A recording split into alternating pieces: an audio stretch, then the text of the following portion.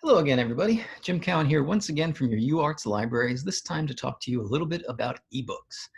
This stands to be pretty short, so I'm not going to waste any time. I'm going to dive right in.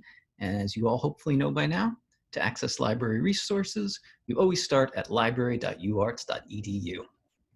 The reason this stands to be a little short is, to be honest, if I was looking for ebooks through the library homepage, I would most likely use OneSearch in the top left here.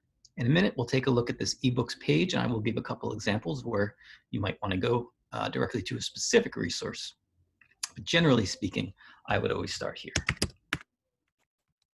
So let's do a test search. Hope I spell everything correctly. Excellent. So as I mentioned before too, anytime you're searching from off campus, you do need to let OneSearch know you are part of the UArts community, which you can do by entering your UArts credentials here, which I've already done today. So I just click that and I'm right in. This is going to come up in a second in a few examples, so please keep in mind that is different from creating your own account, which I do recommend you consider doing. And if you're going to be using a lot of ebooks, I'll demonstrate where that could be handy in a few minutes. Now, if we take a look at our search results, you can see 1, 2, 3, 4, all from periodicals and journals. 5 is a reference source. We don't hit an ebook till number 6. Let's make this easier on ourselves. And under source type on the left-hand side here, we can limit it down to just ebooks. And as it said, when I clicked on it, that gives us 167 results. Not too shabby. Let's take a look at this first one. Great. So here we are on the page. The one thing to keep in mind about using these resources is that access to these and how they can be accessed is decided by the publisher. So in this case, I happen to look at this one already. It's Cambridge University Press. They tend to be a little bit more of a generous group of publishers. So in this instance, we have unlimited user access, meaning you could bring this up right now and we could both look at it, no problem at all. Sometimes you might see 1 user access, sometimes you might see 3 user access. Again, that is all decided by the publisher. We have no control over that. Same thing goes for how much you can print, save, email. In this case, 100 pages, which if you figure this book is 250, 300 pages, that's a pretty reasonable amount, I would say, for somebody doing research and what have you. And of course, at any time, you can read the entire book, so that doesn't hinder you at all. While I'm talking about publishers, obviously, we can only get what we can get. An easy example is textbooks. You as an individual might be able to find a textbook on Amazon, an ebook version of a textbook on Amazon, which you can purchase. That doesn't mean that they will sell that to institutions too. Libraries have a challenging time sometimes finding textbooks. So if we don't have a textbook, it might very well be for that reason. Historically too, the UArts libraries has not collected print textbooks because they go out of date so quickly. It can be challenging. But we still have roughly 200,000 ebooks at the disposal for you all to use. So hopefully you'll find some good things in here. On the left-hand side is how you access this. I totally get it. You might have been in a situation where you want to download a book. Maybe you're traveling and you won't have internet access, and that's fine. I'll be blunt and say that it's not a very user-friendly experience. It can be a little glitchy to download them. We in the libraries generally don't recommend folks do that. We recommend you use the PDF full text, and clicking on it, you're going to get immediate access to it, which is nice. You can see the cover right away, and of course, if you scroll through, it's going to take you right into the meat of it. On the left-hand side over here, you can see all the different chapters, which is great. If you're lucky and there's an index, those are always helpful. You can go right to whatever person or event thing you're looking for through the index, or a personal favorite feature, you can search within. Let's see how my spelling is. Good today. Okay, so now I search for Nijinsky and it brings up all the times this choreographer, dancer is mentioned in this book, which is pretty handy dandy, I find. And this is where creating an account can become an option. If you click on My Notes, you are able to create notes that kind of match up with the pages of the book. So you know why you were looking at something if you're maybe writing a paper or what have you. But in order to do that, you do have to sign in and create an account, which you can always do in the top right up here.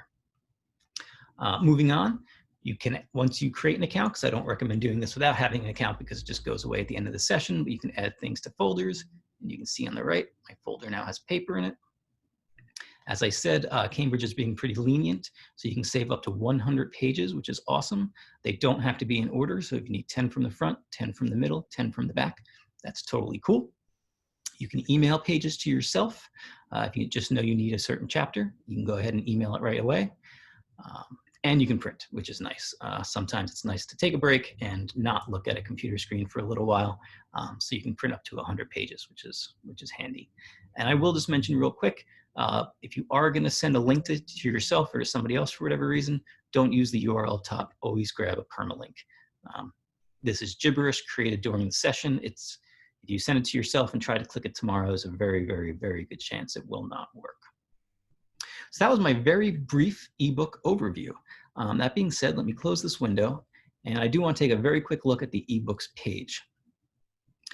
So that one search that we just used is a service provided by EBSCO, and as you can see, EBSCO is our largest collection of ebooks covering a wide range of topics from general subjects to hyper-specific subjects. And if you were to go in there, which we can do now, and we'll stick with our theme. You can tell it feels very much like one search. They're very similar products. The only difference is now you're going directly to where EBSCO hosts all of their ebooks. And you can see what you get. So right away, we get a biography, it looks like, on Diaghilev. And same kind of thing, limit on the left here. It even slipped in some videos, which is interesting. And that's it. It's very similar. If you wanted to look at the PDF, it would be the same as what we did in one search. So I won't harp on this, but I will go back to the main page and mention some quick exceptions. Bloomsbury Popular Music, they are slowly but surely adding more and more scholarly coverage, as it says, of modern popular music. And in addition, it houses the 33 1/3 series, if you're familiar with them. Good decision. They're short little reads, usually covering one event, one album, and music history. One that always springs to mind for me is that there's a book called The Music of Super Mario Brothers. So it's got some fun things in there. I definitely recommend exploring it. I'm biased because I'm your music librarian, so I won't keep harping on it. If you have questions about it, let me know. Credo Reference is our broad reference resource coverage. I'm not going to talk about that now because it'll come up when I get to the reference pages, reference page on our library homepage in a little bit. I'm going to skip eBook Central 2. You'll find these through one search. No reason to really dive into it now.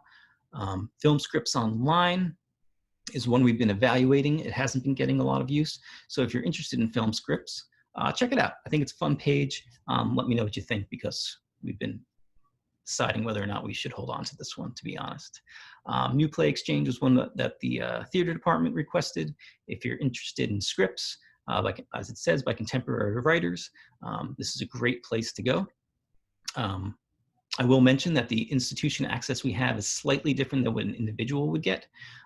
So you can't, for example, create reading lists. You can read anything, anybody else can, but you can't actually create a reading list. But it's a pretty handy dandy resource. And it's worth noting that one. It's worth noting Film Scripts Online because those are two resources where you will not find the scripts in one search. So you need to know to go into them individually. So that was my relatively short, I hope, little bit about ebooks. As my running theme is, there's always more to talk about, but we only have so much time right now. So if you have additional questions, please don't hesitate to reach out to me directly. I am more than happy to answer all of your questions. That being said, thanks for tuning in and have a great day.